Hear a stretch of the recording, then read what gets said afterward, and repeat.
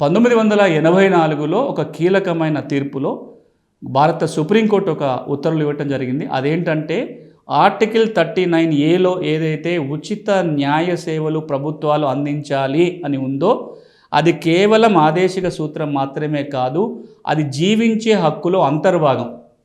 Article 21 ఏదైతే రాజ్యాంగంలో ఉందో, రాజ్యాంగంలో ఉన్న ఆర్టికల్ 21లో ఈ ఉచిత న్యాయ సేవలు పొందడం కూడా అంతర్భాగంగానే ఉంది అని సుప్రీంకోర్టు పేర్కొంది.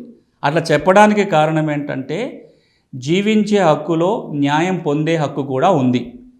న్యాయం పొందాలి అంటే కోర్టుకు వెళ్ళగలిగే స్తోమత ఉండాలి, కోర్టు ఫీజు కట్టుకునేగల స్తోమత ఉండాలి, కోర్టులో వకీల్ని పెట్టుకునే స్తోమత ఉండాలి. కోర్టులో వకీల్ని పెట్టుకోలేకపోయినా, ఆర్థిక కారణాల వల్ల కోర్టులో కేసు వేసే పరిస్థితి లేకపోయినా అన్యాయం జరిగినట్టే లెక్క. అన్యాయం జరిగింది అంటే జీవించే హక్కుకి భంగం కలిగినట్లే. అంతేకాదు ఇంకొక అంశం కూడా భారత సుప్రీంకోర్టు పేర్కొంది. ఆ తీర్పులో ఏమాట అన్నారంటే జరిగిన అన్యాయం కంటే ఆ సందర్భంలో న్యాయం పొందలేకపోయిన భావన ఏదైతే ఉంటుందో అది మరింత కునుగదీస్తుంది.